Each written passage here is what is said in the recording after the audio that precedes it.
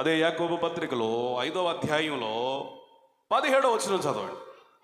ఏలియా మన వంటి స్వభావం గల మనుషుడే వర్షింపకుండునట్లు అతడు ఆసక్తితో ప్రార్థన చేయగా 3.5 సంవత్సరం వరకు భూమి మీద వర్షింపలేదు. అతడు మళ్ళీ ప్రార్థన చేయగా ఆకాశము వర్షమిచ్చెను, భూమి తన ఫలమిచ్చెను. దీనికి ప్రార్థన అని పేరు పెడతాం. Very good. ఆసక్తితో చేసే ప్రార్థన. ఎట్లా చేయాలి ప్రార్థన? జ్ఞానం కొరకు ప్రార్థన చేయాలి, మంచి ఉద్దేశంతో ప్రార్థన చేయాలి, శ్రమలలో ప్రార్థన చేయాలి, ఇతరుల కొరకు ప్రార్థన చేయాలి, ఆసక్తితో చేయాలి. 5వ ప్రార్థన ఆసక్తితో కూడిన ప్రార్థన, ప్రేయర్ విత్ ఎర్నెస్ట్. నాకు ఈ పిక్చర్ బాగా నచ్చింది. దేవునికి స్తోత్రం చెప్పండి. అలా చాలా అద్భుతంగా ఉంది. ఆసక్తితో కూడి చేసే ప్రార్థనలకి దేవుని సన్నిధిలో వ్యాలిడిటీ ఉంటుంది, విలువ ఉంటుంది.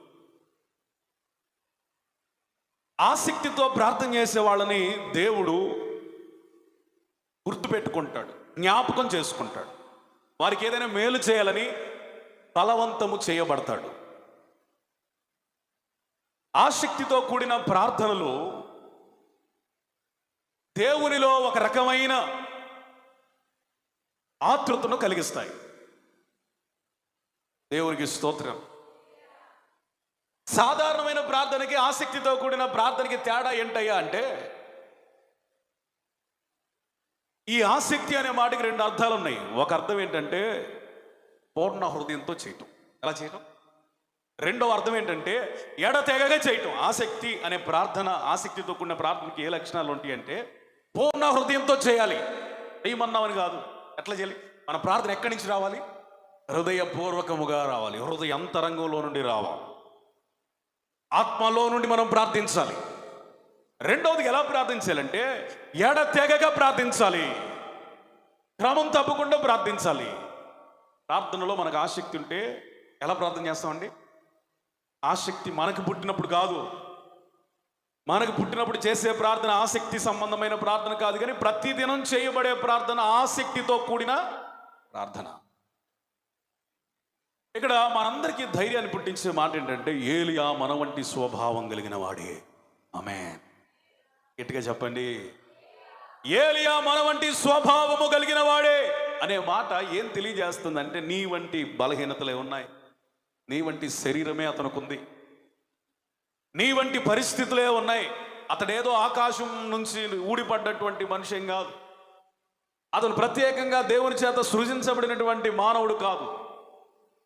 నిలబడి బోధిస్తున్న నేను ఎలాంటి వాడినో ఏలియా అలాంటి వాడే. కూర్చొని వింటున్న మీరు ఎలాంటి వాళ్ళు, ఎలాంటి శరీర సంబంధమైన స్వభావం కలిగిన వాళ్ళు, ఏలియా కూడా అలాంటి వాడే. మనకి ఏలియాకి శరీరంలో కానీ, ఆలోచనలో కానీ, స్వభావంలో కానీ, పోలికల్లో కానీ ఏ తేడా లేదు, అతనిలో ఏ ప్రత్యేకత లేదు. కానీ అక్కడ అతనికి మనకి డిఫరెన్స్ ఏంటంటే, అతడు ఆసక్తితో ప్రార్థన చేశాడు. ఆమేన్. అతనికి మనకి తేడా ఏంటి ఈరోజు అంటే, మనం ఆసక్తిగా చేయట్లేదు, ఆయన ఆసక్తిగా ప్రార్థన చేస్తాం. ఆసక్తితో కూడిన ప్రార్థన ఏం చేసిందంటే వర్షాన్ని ఆపింది. మళ్ళీ ఆసక్తితో ప్రార్థన చేయడం ప్రారంభించినప్పుడు ఆగిపోయిన వర్షం ప్రారంభించబడింది. ఏలియా గురించి నేను తర్వాత చెప్తాను. ఏలియా కంటే ముందుగా ఒక 2 వ్యక్తుల గురించి మీకు చెప్పిన తర్వాత ఏలియా దగ్గరికి వస్తాను. లూకా సువార్త 18వ అధ్యాయం. లూకా సువార్త 18వ అధ్యాయం. బహుశా 1 నుంచి అనుకుంటా, మీరు చదవవసరం లేదు కానీ నోట్ చేసుకోండి. లూకా సువార్త 18వ అధ్యాయం 1 నుంచి కొన్ని వచనాలు మీరు ఇంటికి వెళ్ళి చదువుకోండి. యేసయ్య అంటున్నాడు, ఏమంటున్నాడంటే, ఒక పట్టణం ఉంది. ఆ పట్టణంలో ఒక అన్యాయస్తుడైన న్యాయాధిపతి. అతని వృత్తి ఏమో చెప్పండి, న్యాయాధిపతి. అతని స్వభావం ఏంటి? అన్యాయస్తుడు. అదే పట్టణంలో ఒక విధవరాలు ఉంది. ఈ విధవరాలకి తన ఇరుగు పొరుగు వ్యక్తికి కొంచెం సమస్య ఉంది. మరి స్థలం సమస్య, పొలం సమస్య, ఆస్తి సమస్య, ప్రతిసారి తగులు వస్తున్నాయా, లేకపోతే ఆమెను నిష్కారణంగా ఏదన్నా హింస పెడుతున్నాడో తెలియదు, కానీ ఆమెకి న్యాయం కావాలి. అందుకని ఈమె ఏం చేస్తుందంటే అనేక మార్లు తరచుగా పదే పదే ఆ అన్యాయస్తుడైన న్యాయాధిపతి యొద్దకు వెళ్ళి, నాయనా నాకు ఆమెకు న్యాయం తీర్చు, ప్లీజ్ నాకు ఆమెకు న్యాయం తీర్చని అనేక మార్లు ప్రాధేయపడితే అతనికి మనుష్యులను గురించిన లక్ష్యం లేదు, దేవుని గురించినటువంటి భయం అసలే లేదు. దేవుడు అంటే భయం లేదు, భక్తిహీనుడు. మనుషులంటే లెక్కలేదు, గర్వాంధుడు, అన్యాయస్తుడు, నీతి నియమాలతో ఉద్యోగం చేసేటువంటి వ్యక్తి కాదు. ఇలాంటి వ్యక్తి జీవితంలో ఒక విధవరాలు పదే పదే ఒక సమస్య గురించి అడిగినప్పుడు అతడు ఏ విధంగా స్పందించాడు అనే దాని గురించి ఏసే చెప్తూ అంటాడు, వాడు దైవ భయం లేనోడు, మనుషులంటే లెక్క లేనోడు కాబట్టి అనేక మార్లు చేయబడిన ఆమె విన్నపాన్ని త్రోసిపుచ్చి ఆమెకు న్యాయం తీర్చలేదట. కానీ పదే పదే ఈమె వెళుతున్నటువంటి కారణాన్ని బట్టి ఆయనకి ఒక విసుగుదల, ఒక ఆలోచన కలిగింది. ఈ విధవరాలు పదే పదే నా యొద్దకు వచ్చి నన్ను విసిగిస్తుంది, గోజాడుతుంది, ఇలా చేయకుండా నిమిత్తం ఈమెకి నేను న్యాయం చేసి పంపించాలి అని అనుకున్నాడట. స్తోత్రం. అందుకు కంక్లూషన్ ఇస్తూ యేసయ్య ఏం చెప్తాడంటే ఉపమానానికి, అతడు అన్యాయస్తుడు, పేరుకే న్యాయాధిపతి కానీ అతడు అన్యాయస్తుడు, దైవ భయం లేనోడు, మనుషులంటే లెక్కలేనోడు, అతడు నిర్లక్ష్య స్వభావం కలిగిన వాడు, తన వృత్తి పట్ల అంకిత భావం లేనివాడు. అట్లాంటి వ్యక్తి కూడా పదే పదే విసిగిస్తున్నటువంటి ఒక విధవరాలికి న్యాయం తీర్చాడు కదా.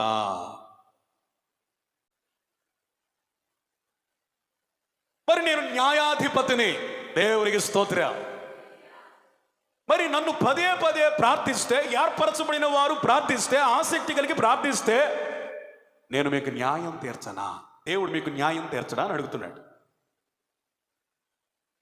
స్తోత్రం.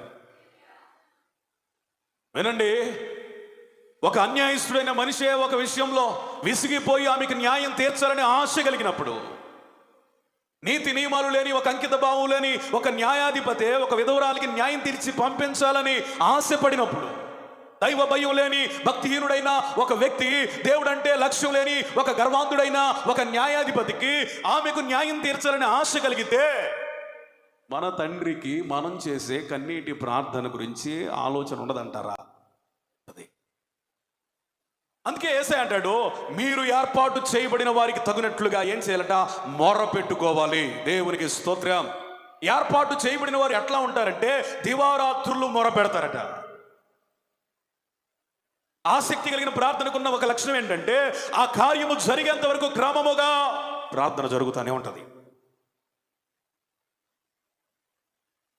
ఒకసారి నేను యేసు పిలుచుచున్నాడు మ్యాగజైన్లో ఒక మాట చదివాను. నేను చదువుకునేటప్పుడు, ఇంటర్ చదువుకునే టైంలో ఆయనట సంవత్సరం కార్యక్రమాలన్నింటినీ కూడా సంవత్సర ప్రారంభంలోనే, డిజెస్ దినకరన్ గారు సంవత్సర ప్రారంభంలోనే ఆ సంవత్సరం ఎక్కడెక్కడ మీటింగ్స్ ఉంటాయి, ఎక్కడెక్కడ క్రూసైడ్స్ ఏర్పాటు చేయాలి, ఎక్కడెక్కడ సమావేశాలు ఏర్పాటు చేయాలి, ఎక్కడెక్కడ స్కెడ్యూల్ ఉంది, అవన్నీ కూడా ముందుగానే రాసేసుకొని ఒక డైరీలో రాసేసుకొని ఆ సంవత్సరంలో జరగాల్సిన కార్యాల నిమిత్తం జనవరి 1వ తారీఖు నుంచే ప్రారంభం చేస్తాడంట ప్రార్థన. హల్లెలూయా. ఆయనకున్న ఆశ ఏంటంటే దేవుని పని నిర్లక్ష్యంగా చేయకూడదు, దేవుని పని ఎలా పడితే అలా చేయకూడదు, దేవుని పని అదరాబదరాగా చేయకూడదు, దేవుని పని హడావుడిగా చేయకూడదు. దేవుని పని ఎలా చేయాలంటే ఒక ప్రణాళికాబద్ధంగా చేయాలి. ఆ ప్రణాళికాబద్ధంగా చేయబడుటకు దేవుడు మనకి ఇచ్చినటువంటి అవకాశం ఏంటంటే ప్రార్థన మాత్రమే కాదు, కానీ ఆసక్తితో కూడిన ప్రార్థన, ఏర్పరచబడిన వారికి తగినట్లుగా దివారాత్రము చేసే ప్రార్థన. ఆమేన్, ఆమేన్, ఆమేన్.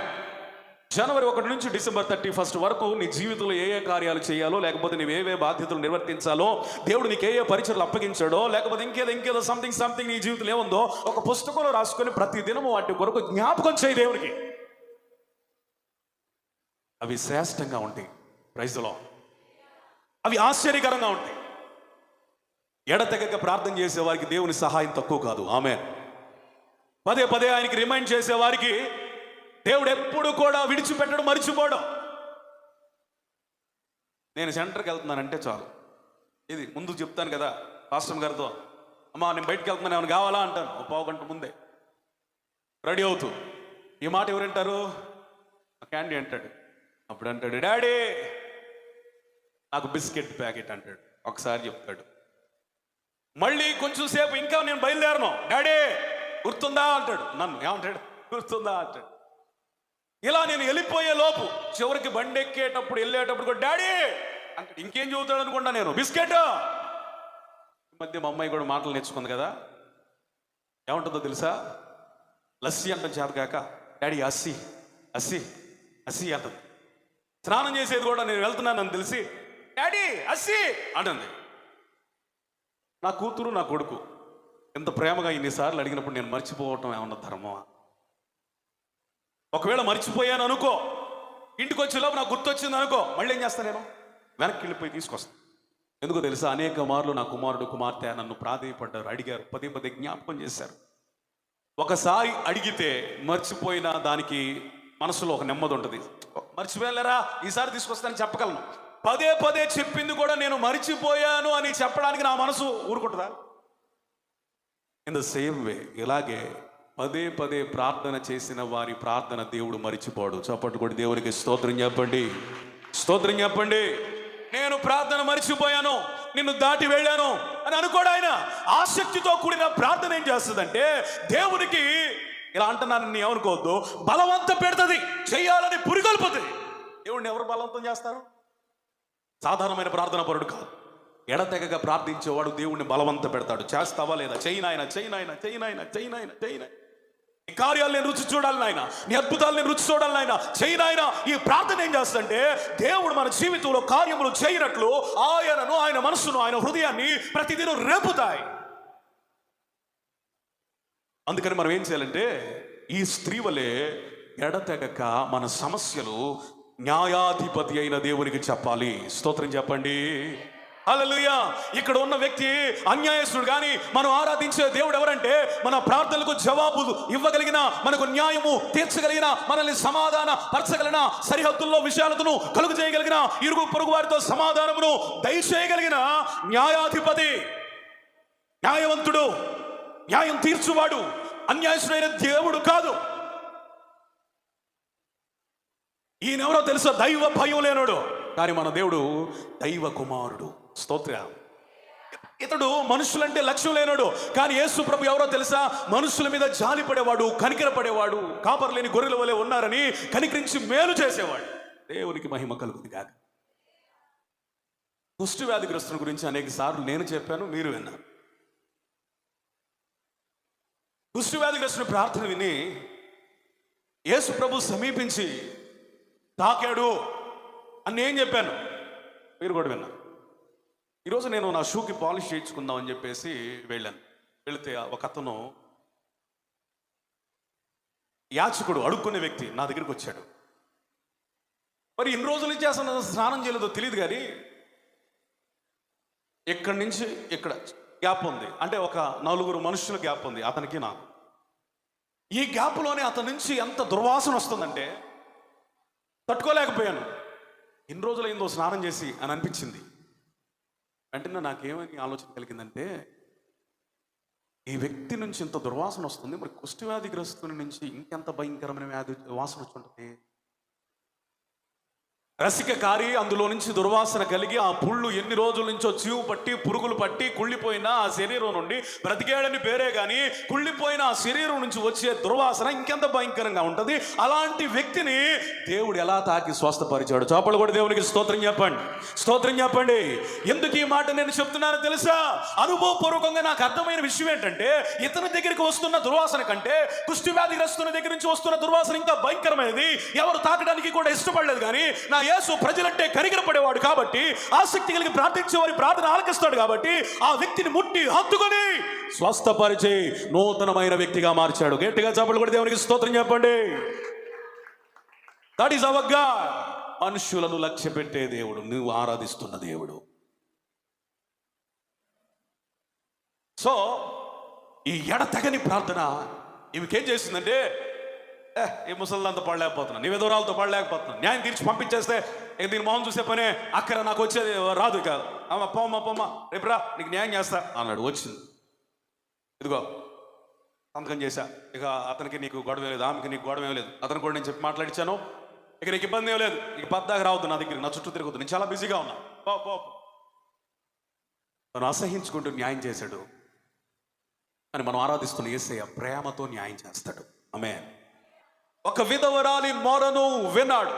ఎడతెగక చేసినటువంటి మానవుని అన్యాయస్తుడైన న్యాయాధిపతి విన్నాడు. రెండో వ్యక్తిని మీ ముందు పెడతాను. ఆయన ఎవరో తెలుసా? గురుటివాడు. ఎవరో చెప్పండి? గురుటివాడు.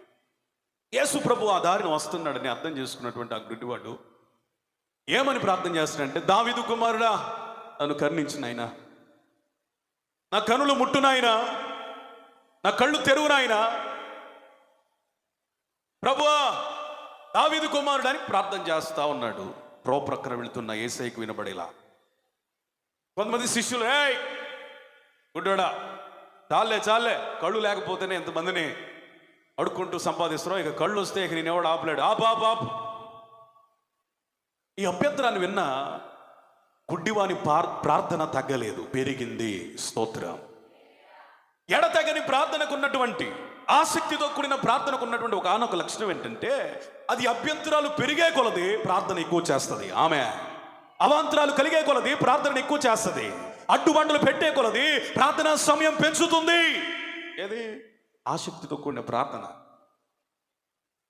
ఒక మాట గుర్తుపెట్టుకోండి, మీరు ప్రార్థన చేస్తున్నప్పుడు ఆ ప్రార్థనకి సమాధానానికి బదులు, పరిష్కారానికి బదులు ఏదైనా వ్యతిరేకత కలుగుతుందంటే, నువ్వింకా దేవునికి వినబడేలా, అభ్యంతరాలు తొలగేలా, ఇతరులు సిగ్గుపడేలా ప్రార్థన చేయాలని గుడ్డివాడు మనకు నేర్పుతున్నాడు. ఎట్లా ప్రార్థన చేయాలి? మనం చాలే చేసిన ప్రార్థన చాలే అని చెప్తూ అపవాది మనల్ని నిరుత్సాహపరుస్తూ ఉంటే, కృంగదీస్తూ ఉంటే, ప్రార్థనకి ఆటంకం చెప్తా ఉంటే, వాడు సిగ్గుపడేలా మనము దేవుని సన్నిధిలో మొరపెట్టాలి. హల్లెలూయా. వాడు భంగపడేలా మనం దేవుని సన్నిధిలో మొరపెట్టాలి. వాడు మనల్ని చూసి ఏడ్చేలా ప్రార్థన చేయాలి. మోకరించి ప్రార్థించేటువంటి సంఘం దేశపు సరిహద్దుల్లో ఉన్నటువంటి మారణాయుధాలు కలిగినటువంటి సైన్యం కంటే కూడా శక్తివంతమైనది. ఆమేన్. ఆయుధాలు లేని యుద్ధ వీరుడు ఏ విధంగా ఇతరులకు భయాన్ని కల్పించలేడో, మోకాళ్ళు వేసి ప్రార్థన చేయలేని విశ్వాసి కూడా అపవాదికి భయాన్ని కలిగించలేడు. ఎంత బలహీనమైన విశ్వాస అయినా సరే మోకాళ్ళ మీదకి వస్తే అతడు ఒక శిఖరంలాగా కనబడతాడు. ఎవరికి? సైతానికి. మన ప్రార్థన వాడికి ఏం చేస్తాడు? భయాన్ని కల్పిస్తుంది. హల్లెలూయా. జాగ్రత్తగా వినండి. ఈ గుడ్డివాడు మనకి ఏమి నేర్పిస్తున్నాడు? అభ్యంతరాలు కలిగే కొలది మన ప్రార్థన ఎక్కువ అవ్వాలా. మోకరించి ప్రార్థించే క్రైస్తవుడు ఎట్లా కనపడదంటే, అపవాదికి ఒడుకును కల్పిస్తాడు, భయాన్ని కలిగిస్తాడు. ఈ సమస్యలు ఏవైనప్పటికీ నువ్వు రావాల్సింది మోకాళ్ళ మీదకి. ఒక దైవజనుడు అన్నాడు,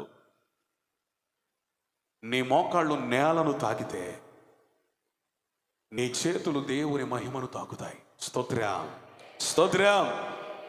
ఏమండి, ఎవరైతే మోకాళ్ళు వేసి ప్రార్థన చేసి చేతులు ఎత్తుతారో వారి చేతులు దేవుని సింహాసనాన్ని తాకుతాయి, దేవుని సింహాసనానికి దగ్గరగా వెళతాయి.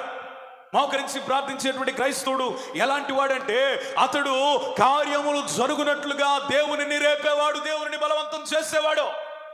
అనేక మంది అభ్యంతరాలు పెడతా ఉన్నా, గుడ్డివాడి కేకలు మాన్పించాలని అనుకుంటూ ఉన్న, ప్రయత్నాలు చేస్తున్నా, అతనుకున్న ఒకే ఆశ ఏంటంటే, నా స్వరము ఆయనకు వినబడాలి, వినబడిన ఆయన ఆ స్వరాన్ని బట్టి ఆయన నా దగ్గరికి రావాలి, వచ్చి నన్ను ముట్టి స్వస్థపరచాలి. That is the vision of a blind man.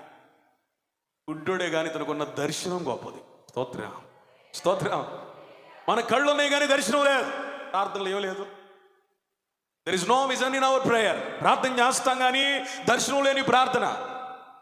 ఇప్పుడే మనకు చాలా మాటలు వచ్చేసినాయి. ప్రార్థన అంటే ఆసక్తితో కూడిన ప్రార్థన అంటే హృదయపూర్వకంగా చేయాలి. రెండవది ఎడతెగక చేయాలి. మూడవది అభ్యంతరాలు కలిగిన ప్రార్థన ఎక్కువ చేయాలి. నాలుగవది ఏంటంటే, ఈ గుడ్డివాడి నుంచి మనం ఏం నేర్చుకున్నాం అంటే, దర్శనం కలిగి ప్రార్థించాలి. అది ఆసక్తితో కూడిన ప్రార్థన. స్తోత్రం. దర్శనం కలిగి చేయాలి. ఒక ఉద్యోగస్తుడు జీతం వస్తుందని పనిచేస్తాడు. పొలానికి వెళ్ళినటువంటి కూలి సాయంత్రం పూట కొంచెం కూలి వచ్చిందని ఆశపడి పనికి వెళతాడు. ఇంకొక మనిషి ఏదో వస్తుందని అంటే ఎదురుగా వస్తున్నటువంటి ఆ ఫలితాన్ని, ఆ బెనిఫిట్ని చూసి ఆ వ్యక్తి ఆ పలానా పనికి వెళ్తాడు, ఆ పలానా కష్టం చేస్తాడు, శాయశక్తిలా కృషి చేస్తాడు, తన జ్ఞానాన్ని వాడతాడు. అట్లాగే ప్రార్థన చేసేవాడికి కూడా ఉండాల్సినటువంటి దర్శనం ఏంటంటే, నేను ఈ విషయం గురించి ప్రార్థిస్తున్నాను కాబట్టి ఖచ్చితంగా ఈ విషయం జరగాలి, జరుగుతుంది. Amen. That is the vision. ఒక ప్రార్థనా పరునికి ఏ దర్శనం ఉండాలంటే, ఈ విషయం గురించి ప్రార్థిస్తున్నాను కాబట్టి ఆయన చేస్తాడు అని నమ్మటమే దర్శనం. స్తోత్రం. ఈ కొండను చూసి పొమ్మనగా అది పోతుందని యేసయ్య చెప్పాడు.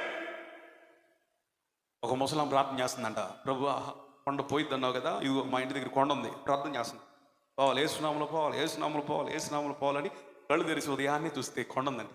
ఆమె అనుకుందంట, ఇది పోయిద్దని నేను అనుకోలేదులే, ముందే అనుకున్నా ఇది పోదని అనుకుందంట, ముందే అనుకుందట.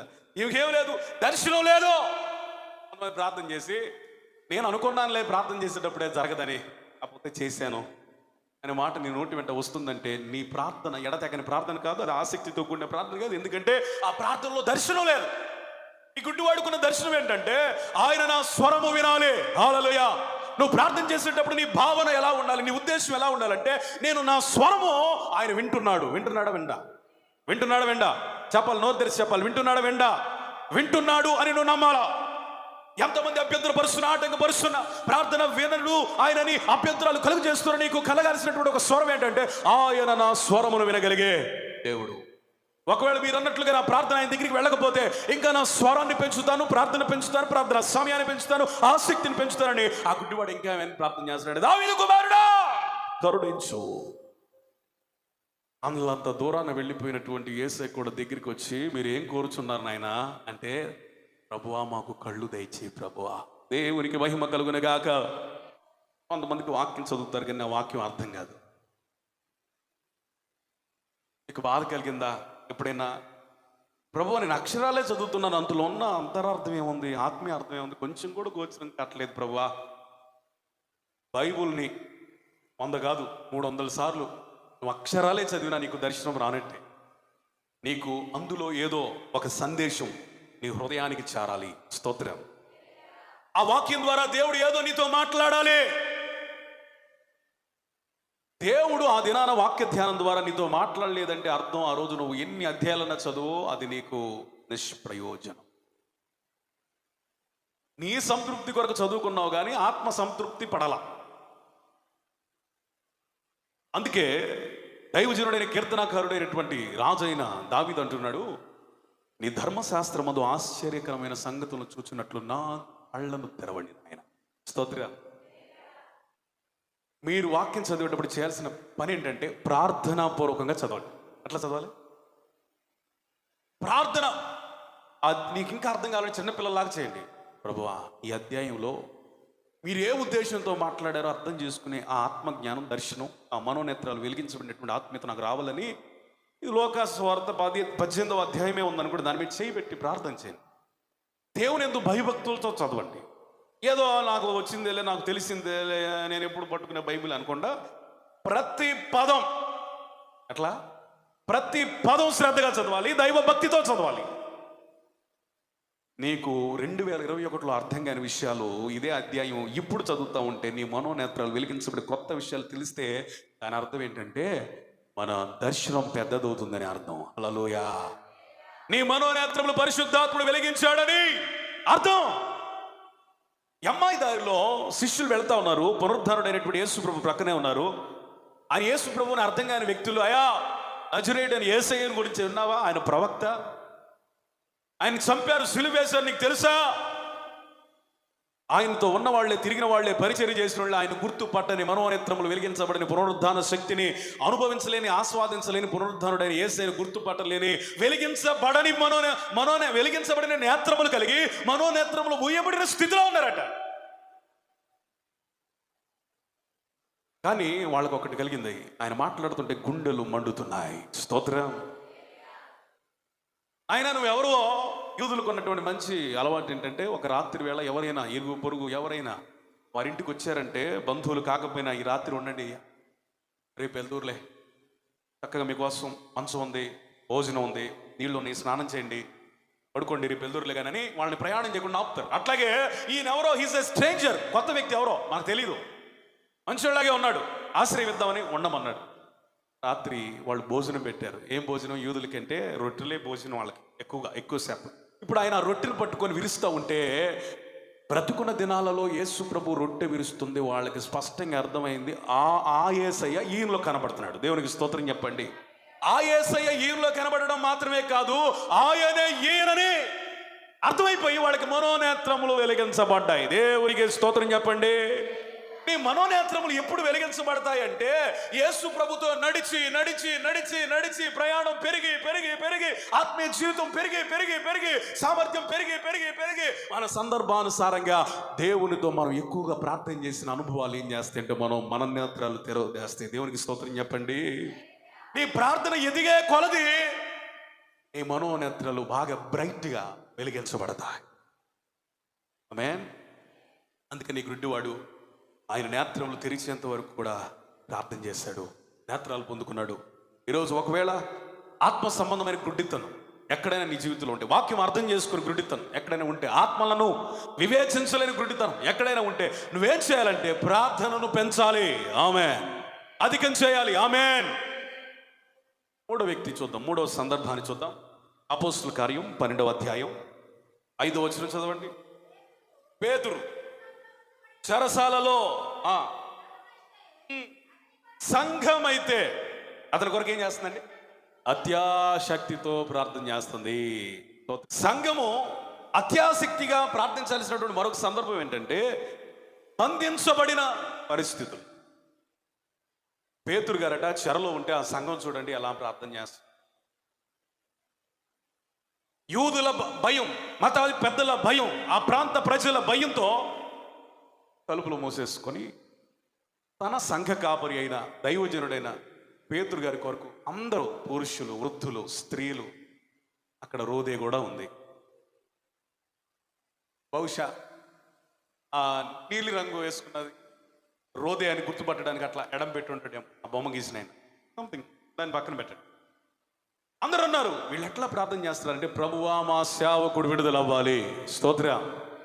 బంధించబడ్డాడు కానీ విడుదల అవ్వాలి నాయన, విడిపించబడాలి నాయన, జైలు అధికారులకు కనికరాన్ని పుట్టించండి నాయన, నువ్వేం చేస్తావు తెలియదు ప్రభువా, అద్భుతం జరగాలి, అద్భుతం జరగాలని సంఘం అంతా ప్రార్థన చేస్తుంది. ఎలా ప్రార్థన చేస్తుందంటే, నిద్రపోయేవాళ్ళు కొంతమంది ఉంటే ప్రార్థన చేసేవాళ్ళు కొంతమంది ఉంటే, మూలిగేవాళ్ళు కొంతమంది ఉంటే, మౌనంగా ఉండేవాళ్ళు కొంతమంది ఉంటే, ప్రార్థన చేసేటప్పుడు పిల్లలతో ఆడుకునేవాళ్ళు కొంతమంది ఉంటే, కొంతమంది బయట తిరుగుతూ ఉంటే, అట్లా లేదట. అందరూ కూడా ఒకే స్థలములో అత్యాశక్తితో ప్రార్థన చేశారు. స్తోత్రం. అత్యాశక్తితో చేసే ప్రార్థన ఎలా ఉంటుందంటే కలిసికట్టుగా చేస్తారు. ఎలా చేస్తారు? ఎవరికి వాళ్ళు ఏమన్నా తీరే అది కాదు. నీ ప్రార్థన నువ్వు, నా ప్రార్థన నేను అనుకో. సంఘంలోకి వచ్చేసరికి గుంపు ప్రార్థనలు నేర్చుకోండి. ఇళ్లలోకి వచ్చేసరికి ఒంటరి ప్రార్థనలు చేయండి. ఒకవేళ ఎవరు లేకపోతే మందిరాల్లో ఒంటరి ప్రార్థన చేయండి, దాన్ని నేను కాదంటలేదు. కానీ ఒక 10 మంది, ఒక 5గురు ప్రక్కన ఉన్నప్పుడు కలిసి ప్రార్థన చేయడం నేర్చుకోండి. అది అత్యాశక్తితో కూడిన ప్రార్థన. ఈ అత్యాశక్తితో కూడిన ప్రార్థన ఇక్కడ జరుగుతూ ఉంటే అపోస్తులైన పేతురు గారు ఎక్కడ ఉన్నారు? చెరలో. నేను చెప్పకుండా నా డిస్ప్లే అయితే అంత బాగుంటుంది. దేవునికి స్తోత్రం. హల్లెలూయా. చెరలో మ్రగ్గిపోతూ దేవుని సహాయం కొరకు అట్లా కనిపెడుతున్నాడు. ఇక్కడ సంఘం ప్రార్థన చేస్తుంది, అక్కడేమో దేవుని సహాయం కొరకు కనిపెడతా ఉన్నాడు.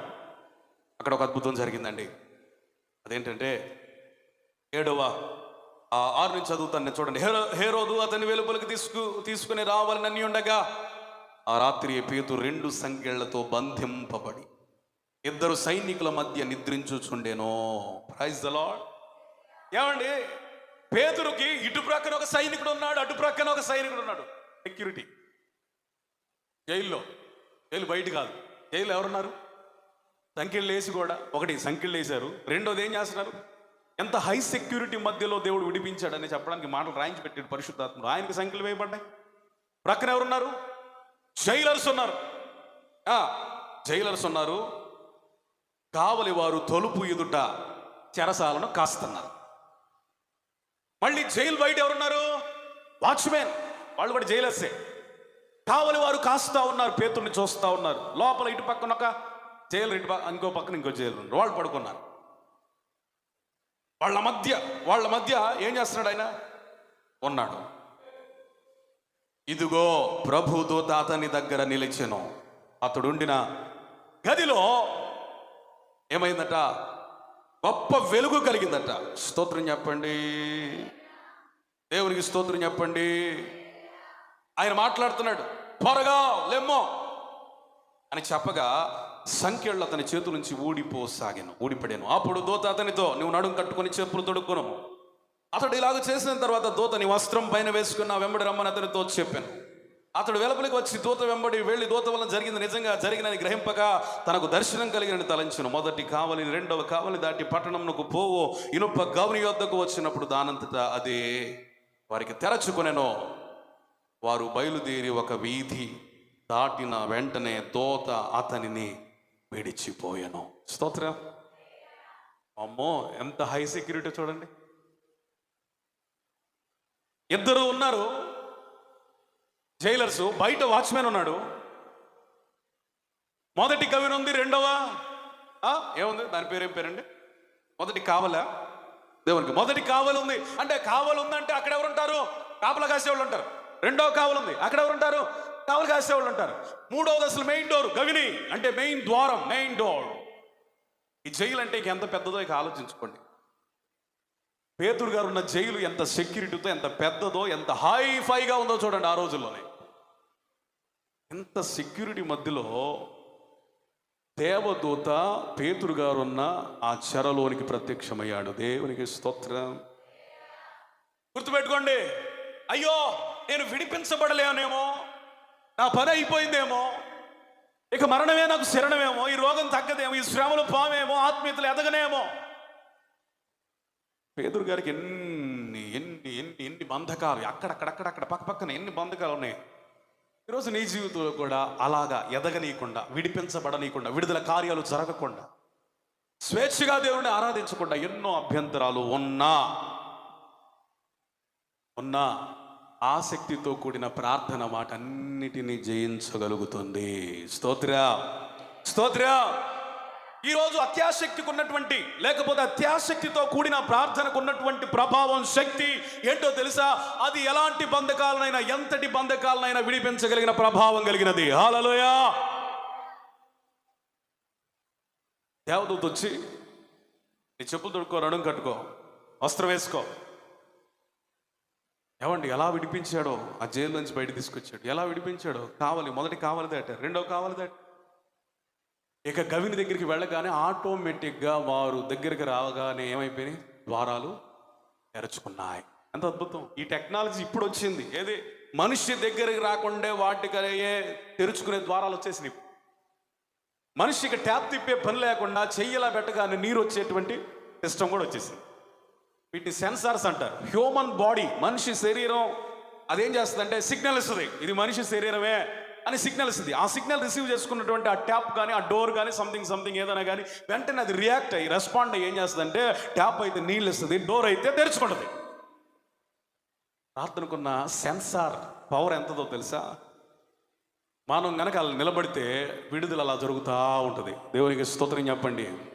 అత్యాశక్తితో కూడి ప్రార్థన చేసేటువంటి ఆ యొక్క వ్యక్తులకి జరిగేటువంటి కార్యం ఏంటంటే, మనం నడుస్తూ ఉంటే బంధకాలు తెగిపోతాయి, నడుస్తూ ఉంటే ద్వారాలు తెరవబడతాయి. నీ ఎదుట మూయబడిన ప్రతి ద్వారము తెరవబడేది అత్యాశక్తితో కూడిన ప్రార్థనను బట్టి. ఆమేన్. నీ ఎదుట మూయబడిన ద్వారాలను సైతం తెరవగలిగిన ద్వారాలను సైతం మూయగలిగేది అత్యాశక్తితో కూడిన ప్రార్థన. ఎక్కడికి వెళ్ళాడు తెలిసినా? వెళ్ళి వెళ్ళి వెళ్ళి వెళ్ళి సంఘస్థులంతా ప్రార్థన చేసేటువంటి ఆ ఇంటి దగ్గరికి వచ్చాడు. దేవునికి స్తోత్రం.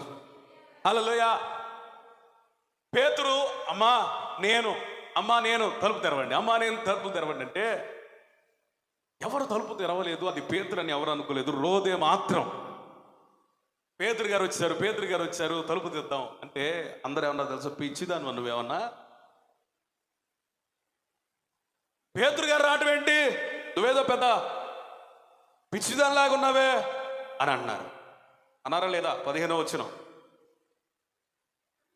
అందుకు వారు, నీవు పిచ్చి దానివని, అయితే తాను చెప్పినదే నిజమని ఆమె ఏమని విశ్వసించింది? దృఢంగా చెప్పింది. వారు అతని దూత అనిరి. పేతురు ఇంకను తట్టుచున్నందున వారు తలుపు తీసి అతను చూసి విభ్రాంతి నొందిరి. స్తోత్రం.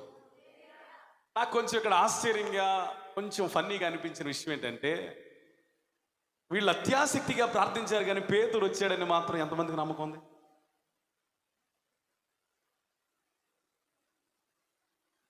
పైగా నమ్మకపోగా నమ్మిన వ్యక్తిని ఏమన్నారు? పిచ్చిదాగా పేతురు గారు రావటం ఏంటి? అసలు అది ఏ చేయాలనుకున్నావు? మనం ఏదో ప్రార్థన చేసావు కానీ పేతురు గారు వస్తారంటావా? సంఘమైతే అతని కొరకు. స్తోత్రం. అత్యాశక్తితో ప్రార్థించారు, మరి అతని కొరకు అన్నప్పుడు అతను వచ్చాడని. సరే, ఇక్కడ 2 డైమెన్షన్స్లో 2 కోణాల్లో చూద్దాం. ఒకటి, వీళ్ళు అత్యాశక్తితో చేసిన ప్రార్థన నిజమే. 2, వీళ్ళని త్వరపడి నోరు జారి అవిశ్వాసులు, వీళ్ళకి అల్ప విశ్వాసం అని కూడా నేను గట్టిగా అనలేను. 3, వీళ్ళ ప్రార్థనకి ఇంత శక్తి ఉందా, లేకపోతే ఇన్ని శ్రమల మధ్య పేతురు గారు మన ప్రార్థనకి విడుదలవుతాడా లేదా అనేది ఒక, ఎలా చెప్పచ్చు, ప్రార్థన చేశారు వాళ్ళు విశ్వాసులే, కానీ నమ్మలేని ఒక విడుదల కార్యం. ఏం చెప్పండి. నమ్మలేని అంటే వీళ్ళు అవిశ్వాసులని చెప్పరు, పొరపాటు కూడా అన్న. వీళ్ళ ప్రార్థనలో లోపం ఉందా? లేదు, అత్యాశక్తితో ప్రార్థించారు. కానీ ఇక్కడ జరిగిన అద్భుతం అంత గొప్పది. దేవునికి స్తోత్రం చెప్పండి. అయ్యా, ఇది జరుగుతుందని అసలు నేను అనుకోలేదయ్యా అని మీలో ఎవరైనా ఒక మాట ఎప్పుడన్నా అనుంటారు. మీరు చేయలేదా? ప్రార్థన చేశారు. ఉపవాసం ఉండలేదా? ఉన్నారు. ఆసక్తితో చేయలేదా? చేశారు. మళ్ళీ జరిగిన తర్వాత ఏమంటున్నారు? ఇది జరుగుతుందని నేను కలలో కూడా. అత్యాశక్తితో కూడిన ప్రార్థనకు ఉన్నటువంటి శక్తి ఏంటో తెలుసా? ఊహించనివి కూడా చేస్తాడు దేవుడు. స్తోత్రం. కాలలో కూడా నువ్వు అనుకోని గొప్ప కార్యాలు చేస్తాడు. దేవునికి స్తోత్రం చెప్పండి. నువ్వు అనుకోనని విషయాలు కూడా దేవుడు చేస్తాడు. దేవునికి స్తోత్రం చెప్పండి. ఇందులో నేను 4వ పాయింట్ ఏం చెప్పదలుచుకుంటున్నానంటే, వీళ్ళని నేను బ్లేమ్ చేయట్లేదు, కానీ రోజైనా హైలైట్ చేస్తున్నాను. అదేంటంటే, ఈమె అత్యాశక్తితో ప్రార్థన చేయడం మాత్రమే కాదు, విశ్వాసే కాదు, ఈమెకున్న విశ్వాసం ఈ దృఢమైన విశ్వాసం. ఏ విశ్వాసం? Strong faith, strong belief. పేతురు గారి స్వరమే ఇది, పేతురు గారి మాటే, ఆయనే వచ్చాడు. ఎంత గొప్ప విశ్వాసం. దేవునికి మహిమ కలుగును గాక. ఈరోజు నువ్వు అత్యాశక్తితో ప్రార్థన చేస్తే నీవే నమ్మలేని అద్భుతాలు దేవుడు నీ ఇంటి ముందుకు తీసుకుని వస్తాడు. ఆమేన్. నీవే అనుకోని కార్యాలు దేవుడు చేస్తాడు. నువ్వు ప్రార్థన చేసావు కానీ ఏదో కొద్దిపాటి అద్భుతమే జరిగింది అనుకున్నావు, కానీ నీ ప్రార్థనకి ఎంత శక్తి ఉంది. ఆ శక్తి అనే దానికంటే కూడా నీ ప్రార్థనకి దేవుడు ఎంత బాగా స్పందిస్తాడు, ఎన్ని గొప్ప కార్యాలు చేస్తాడంటే నువ్వు అనుకోననివి కూడా నీ ముందుకు తీసుకొని వస్తాడు. Hallelujah. That is the power in the prayer with earnest. అత్యాశక్తితో ప్రార్థించేటువంటి ప్రార్థనకున్న శక్తి నమ్మలేని కార్యాలు, గొప్ప కార్యాలు, ఊహించని కార్యం. స్తోత్రం. అపోస్తలుడైన పేతురు గారు కూడా ఏమనుకున్నారట? ఆయన విభ్రాంతి చెంది దర్శనమేమో అనుకున్నాడు. ఇట్స్ ఎ విజన్, దర్శనం. నిజమైన దేవదూత వచ్చాడు నన్ను తీసుకెళ్తున్నా అనుకోవట్లేదంట. అంత అద్భుతం జరిగింది. ఒక్క మాటలో తేల్చి చెప్పాలంటే, అత్యాశక్తితో కూడిన ప్రార్థన నమ్మలేని, ఎప్పుడూ జరగని అద్భుతాలను జరిగిస్తుంది. దేవునికి మహిమ కలుగును గాక. స్తోత్రం చెప్పండి. ఏలియా మన వంటి స్వభావం కలిగిన వాడే. వర్షింపకుండునట్లు అతడు ఆసక్తితో ప్రార్థన చేయగా, దేవునికి స్తోత్రం. ఒక ప్రశ్న,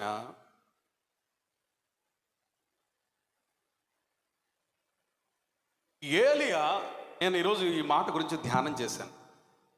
అంటే మనందరికీ తెలుసు, ఏలియా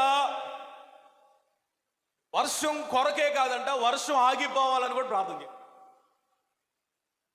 హలో, ఏలియా వర్షం కొరకు ప్రార్థన చేయటం అది మనం రాజుల గ్రంథంలో చూస్తున్నాం. కానీ యాకోబు ఏమని రాశాడంటే వర్షింపకుండానట్లు కూడా ప్రార్థన చేశాడు. ఎన్ని సంవత్సరాలు అయిపోయింది? 3.5 సంవత్సరాలు. ఇప్పుడు నాకు ప్రశ్న, ఏలియా వర్షింపకుండానట్లు ప్రార్థన చేశాడా? ఒక్క నిమిషం అండి. మొదటి రాజుల గ్రంథము 17వ అధ్యాయము. అంతటా గిలాదు కాపురస్తుల సంబంధించిన తిష్బీయుడైన ఏలియా అహాబు వద్దకు వచ్చి, ఎవరి సన్నిధి నేను నిలబడి ఉన్నాను, ఇశ్రాయేలు దేవుడు నేను యెహోవా జీవతోడు, నా మాట ప్రకారము కాక. చెప్పండి. దేవుని మాట, ఆయన మాట. Note this point. చెప్పాలి. దేవుని మాట, ఏలియా మాట. ఏలియా మాట 3.5 సంవత్సరాలు వర్షం ఆపిందట. ఏలియా మాట అంటే ఆగిపో వర్షం అన్నాడు, అంతేనా? యాకోబు చెప్తున్నాడు, అతడు వర్షం కురవద్దని ప్రార్థన చేశాడట. అది ఇక్కడ మ్యాటర్. స్తోత్రం. ఏమంటే దైవజనుడు వర్షాలు కురవాలని చేయాలా, ఆగాలని చేయాలా, పంటలు పండాలని చేయాలా, పంటలు పండకూడదని చేయాలా, ఆశీర్వాదం కావాలని ప్రార్థన చేయాలా, ప్రజలకు శాపం రావాలని ప్రార్థన చేయాలా? మరి ఏలియా ఏంటి వర్షము రావద్దు అని ప్రార్థన చేశాడు? మళ్ళీ ఇప్పుడు రెండో ప్రశ్న వచ్చింది. అసలు ఏలియా వర్షం రావద్దు అని ప్రార్థన నన్ను ప్రశ్న వేసుకుని నాకే డౌట్ వచ్చి ఈ రాజుల గ్రంథం 17వ అధ్యాయం చదివితే అక్కడ అద్భుతమైన మాట స్పష్టంగా ఉంది. నా మాట ప్రకారం. అంటే ఇది దేవుని చిత్తం ప్రకారం కాదు, ఏలియా మాట ప్రకారం జరుగుతుంది ఇక్కడ. స్తోత్రం. ఏలియా మాట ప్రకారం దేవుడు ఏం చేశాడు? వర్షాన్ని ఆపాడు. మరి యాకోబు ఏమన్నాడు? ఏలియా ప్రార్థన చేశాడు, అందుకని వర్షం ఆగి. ఇప్పుడు రెండో ప్రశ్న ఏంటంటే, ఏలియా ఎందుకు వర్షం ఆగిపోవాలని ప్రార్థన చేశాడు? ఇప్పుడు నాకు అది పట్టుకుంది.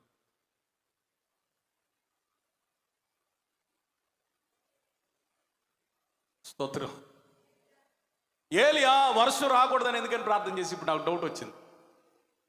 నేను మళ్ళీ శ్రద్ధగా దేవుని ఆత్మకు అప్పచెప్పుకొని, ప్రభు ఎందుకు వర్షం రావు? ఎప్పుడన్నా వచ్చిందా మీకు డౌట్? వర్షింపకుండానట్లు ప్రార్థన చేయగా 3.5 సంవత్సరాలు వర్షం ఆగిపోయింది, మరలా ప్రార్థించగా వర్షం కురిసింది అని అనేక మార్లు చదివారు. కానీ అసలు ఎందుకు వర్షింపకుండానట్లు అని నాకు ఈ ఫోటో ఎందుకంటే చెప్పాలి కదా, మరి ఆ కోణంలో వెళ్తుంది సబ్జెక్ట్. మరి దీనికి క్లారిఫికేషన్ ఇవ్వాలి నేను. మరి ఎందుకు ప్రభువా? బైబిల్కి బైబిలే సమాధానం. స్తోత్రం. బైబిల్ నేను శ్రద్ధగా చదువుతూ ఉంటే నాకు అర్థమైన కొన్ని విషయాలు ఏంటంటే, ఆ పై వచనం చదవండి, ఆ పైన ఉన్న మాటల్లో చదవండి. అదేంటంటే 32వ వచనం, షోమ్రోన్లో తాను బయలుకు కట్టించిన మందిరమందు బయలుకు ఒక బలిపీఠం కట్టించిన, మరియు ఆహాబు దేవతా స్తంభము నిలిపెను. ఈ ప్రకారం ఆహాబు తన పూర్వీకులైన ఇశ్రాయేలు రాజులందరికంటే ఎక్కువ పాపము చేసి ఇశ్రాయేలీల దేవుడైన యెహోవాకు కోపము పుట్టించెను. ఎందుకు వర్షం ఆగిపోవాలి అని ఏలియా ప్రార్థన చేశాడంటే, అక్కడున్న అహాబు రాజు ఇతర రాజుల కంటే ఎక్కువ పాపం చేసి విగ్రహ స్తంభాలను నిలబెడుతున్నాడు. ఇప్పుడు దేవుని గూర్చినటువంటి రోషం దేవుని కంటే కూడా ఎవరికి ఎక్కువ ఉంది? ఇప్పుడు చెప్పండి. ఏలియాకి. ఏలియాకి ఇంకా మాట చెప్తాను వినండి. ఇక్కడేం బలిపీఠాలు కట్టడం, భక్తి చేయటం, విపరీతమైన పాపం చేయటం ఎక్కడ జరుగుతుంది? ఏలియా ఎప్పుడైతే వర్షం రాకూడదని ప్రార్థన చేశాడో తర్వాత ఏం జరుగుతుందంటే 18వ అధ్యాయం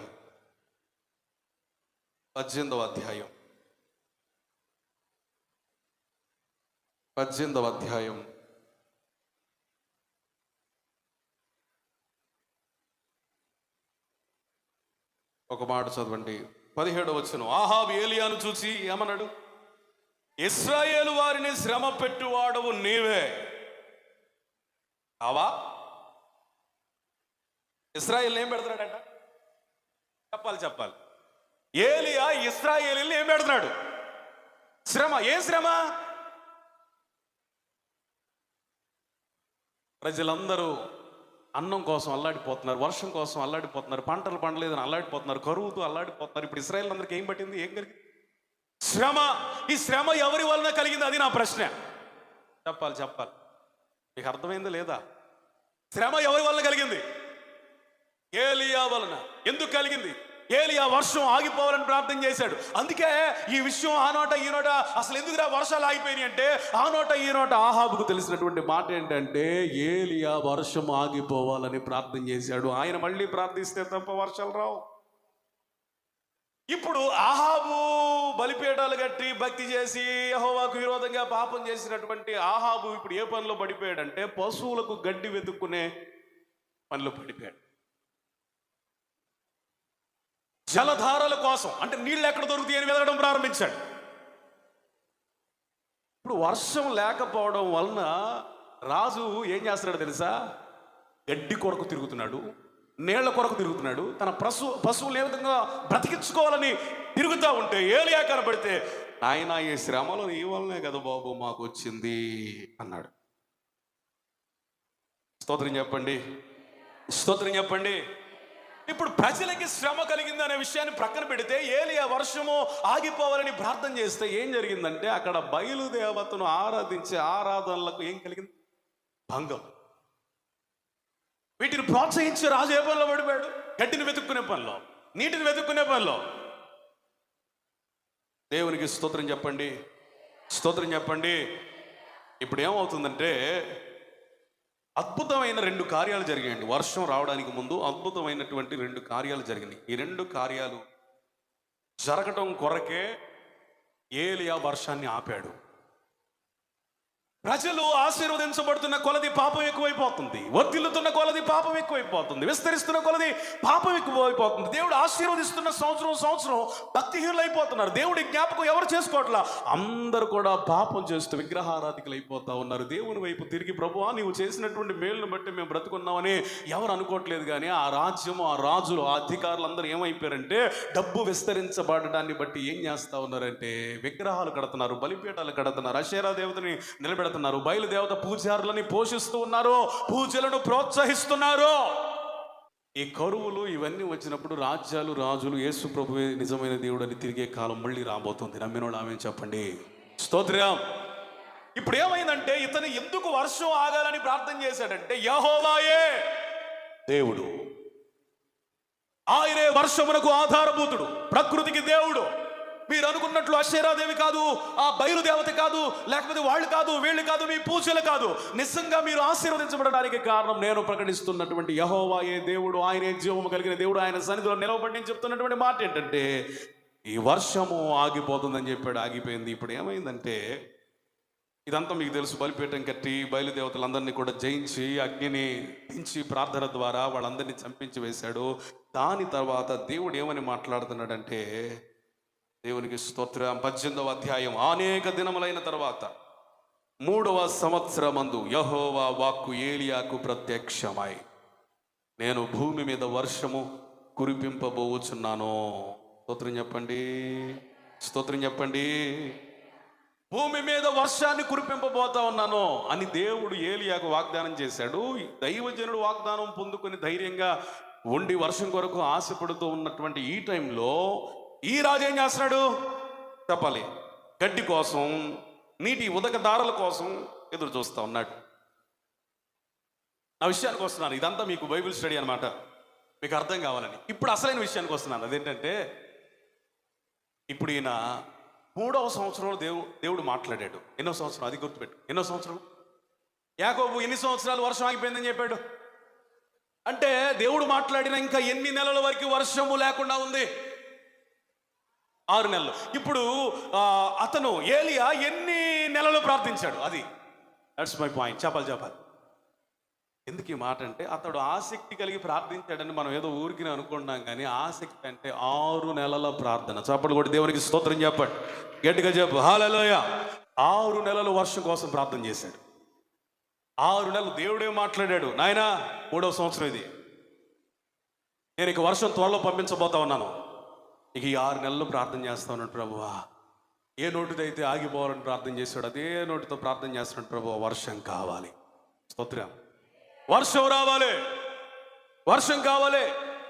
నీ ప్రజలు నాయన వర్షం కోసం అల్లాడిపోతున్నారు. ఇప్పుడు ఇతనికి ఏం కలిగింది? ఫస్ట్ హాఫ్ ఏమో దేవుని మహిమ కోసం ప్రార్థించాడు, దేవునికి స్తోత్రం చెప్పండి. రెండవసారి కూడా దేవుని మహిమ కోసమే ప్రార్థన చేస్తున్నాడు.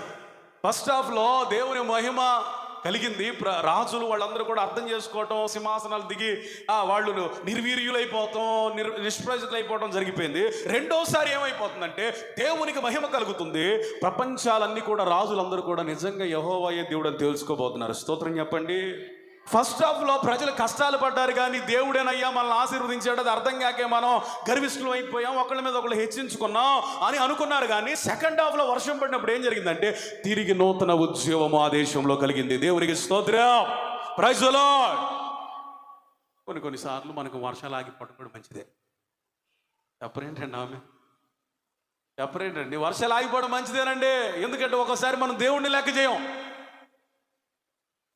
ఆ రోజున ఇశ్రాయేలీలు బయలుదేవత వైపు తిరుగుతూ ఉన్నారు. యథా రాజా తథా ప్రజ కదా, బయలుదేవత విగ్రహాలు నిలబెడితే ఇశ్రాయేల్ ప్రజలు కూడా దేవుని వైపు తిరుగుతున్న, దేవుని వైపు ఉండాల్సిన వాళ్ళు ఎటువైపు తిరుగుతున్నారు? బయలుదేవతల వైపు తిరుగుతున్నాడు. అందుకే కదా ఏలియా అన్నాడు, ఎన్నాళ్ళ వరకు మీరు 2 తలంపుల మధ్య. అంటే అసలు అహాబ్ ఎవరో అన్యుడా? ఇశ్రాయేల్ రాజు కదా, కానీ యెజబెల్ చేసుకొని అన్యాచారాలు పాటిస్తూ ఇప్పుడు ఇశ్రాయేలీయులైన ఇతను అన్యాచారాల వైపు ప్రజలు తిప్పుతా ఉన్నాడు. ఇశ్రాయేల్ అందరూ కూడా రెండు తలంపుల మధ్య ఉన్నారు. ఇప్పుడు ఈ రెండు తలంపుల మధ్య ఉన్న ప్రజల్ని దేవుని వైపు త్రిప్పాలి. అందుకే వర్షం ఆగింది, మళ్ళీ దేవుని మహిమపరచాలి. అందుకే వర్షం రాబోతుంది. దేవునికి మహిమ కలుగును గాక. సమయం ఆసనం అయిపోయింది. బయలుదేవతలు కూడా జయించాడు.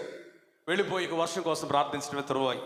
ప్రార్థిస్తూ ఉంటే తన పక్కన ఉన్న పనివాడిని అంటున్నాడు, రే వెళ్ళి చూడు మేఘం ఏమన్నా వచ్చిందేమో. వాడు ఎత్తుగా ఉన్న ఒక స్థలానికి వెళ్ళిపోయి చూస్తూ ఉంటే ఏం లేదు గురుగారు, ఏమి లేదు. పనివాడు ఎన్నిసార్లు చూశాడు? 7 మార్లు, 7 times చూసి రమ్మన్నాడు. వచ్చేలోపు మళ్ళీ ప్రార్థన చేస్తున్నాడు. రాలేదయ్యా, మళ్ళీ వెళ్ళిరా, మళ్ళీ ఏమైనా కనపడుతుందేమో. కొంచెంసేపు చూస్తున్నాడు, ఏం కనబడలేదు నాయన. అట్లా 7 మార్లు పనివాడిని పంపించాడు. కానీ ఎడతెగక ప్రార్థన చేస్తూనే ఉన్నాడు. చప్పటి కూడా దేవునికి స్తోత్రం చెప్పండి, స్తోత్రం చెప్పండి. ఆ వర్షం బొమ్మ చూపించు. ప్రజలందరూ కూడా ఈ బొమ్మ నాకు చాలా బాగా నచ్చిందండి. ప్రజలందరూ కూడా ఈ సందర్భాన్ని కూడా చెప్తాం. ఫోటో ఉంది కదా, రాజుతో చెప్తున్నాడు, నాయన వర్షం పడబోతుంది, స్తోత్రం. ఒకవేళ నువ్వు ఇంటికి వెళ్ళి ఏమైనా భోజనం చేయాలేమో, వెళ్ళిపో, భవిష్యత్తు మధ్యాహ్నం అయిందేమో, వెళ్ళిపో అని రాజును పంపిస్తున్నాడు. కానీ అద్భుతమైన విషయం ఏంటో తెలుసా? రాజు కంటే వేగంగా, స్తోత్రం, రథం వేగం కంటే కూడా ఎక్కువగా పరిగెత్తుతున్నాడు. స్తోత్రం చెప్పండి. అత్యాశక్తితో ప్రార్థించు వాని శక్తి తన జీవిత కాలంలో తగ్గనే తగ్గదు. ఆమేన్, ఆమేన్, ఆమేన్. నువ్వు అత్యాశక్తితో ప్రార్థిస్తే నీకు శరీర సంబంధమైన బలం కూడా ఇస్తాడు. స్తోత్ర. ఆత్మ ఏం చేస్తుందంటే శరీరాన్ని బలపరుస్తుంది. దేవునికి మహిమ కలుగును గాక. నేను అంటాను, కరువు పోయి సమృద్ధి ప్రారంభించబడింది. దేవునికి మహిమ కలుగును గాక. ఆశీర్వాదం ప్రారంభించబడింది. దేవునికి స్తోత్రం చెప్పండి. తిరిగి కడుపు నిండా తినగలిగేటువంటి స్తోమతను దేవుడు దయచేశాడు. దేవునికి స్తోత్రం చెప్పండి. ఇశ్రాయేలు ప్రజలకి అక్కడ ఉన్నటువంటి బయలు దేవతలను ఆరాధించే వాళ్ళందరికీ అర్థమైన విషయం ఏంటంటే, ఏలియా దేవుడే దేవుడు. చప్పట్లు కొట్టు, గట్టిగా కొట్టు. ఏలియా దేవుడే దేవుడు, ఏలియా దేవుడే దేవుడు. అరే ఎందుకు వర్షం ఆగిపోయింది? మొన్నటి దాకా ఆగిపోయింది, ఇప్పుడు వచ్చింది ఏంటంటే ఏలియా దేవుడే దేవుడు. బయలు దేవతలు కనబడ ఆ దేవతను ఆరాధించే వాళ్ళు చనిపోయారంట కదరా. ఏంటంటే ఏలియా దేవుడే దేవుడు. అత్యాశక్తితో కూడిన ప్రార్థన.